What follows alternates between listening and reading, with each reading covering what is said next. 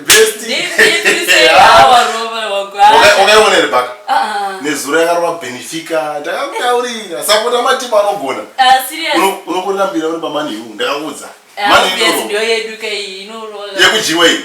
Tarira stress. Ike zvinotarira zvawo. Sapota timu inogona. Barcelona. Unomuzambara nenze Pedri. Ngezvino mapedza kumaplayers vese munoendesa kana kuloni. Ndautaurira sapota bhora. Siyana nezvimwe zvinhu. Barcelona yakarova yakashota ine. Waona manje. Aiwa. But uona best. Pane vamwe madha vandanzwa. Pana madha vatone murume wavo pakona apa paLodge.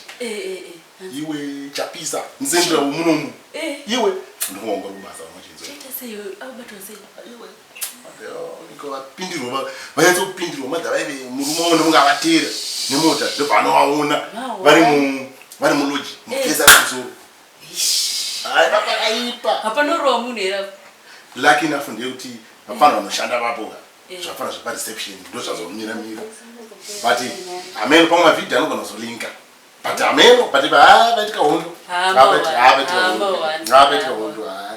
Aukuziye reka iri kutambira. Ndipe futi usawira ipi. Best watanga yone. Audzidzo ufokana nemhuri yako noziye. Wakumta.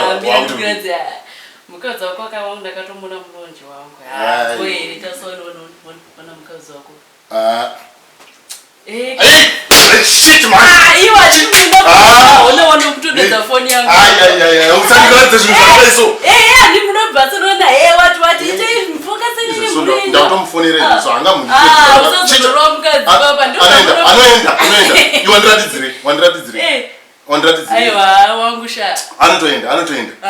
Ndai ma videos nikutumira ma videos. Senda boss ndo evidence yacho yoyo nditomuda izvezvi senda. Tumira boss. Shit man. Ndimo munoda muzvebhora. Ndakakutaurira nema.com ndakakutaurira hakuna mukadzi. .com. Ndakakutaurira hakuna mukadzi hakuna mukadzi anokuroriwa kuZimbabwe. Saka nyemba dzese. Andito akarora rende mukadzi wako. Don't worry.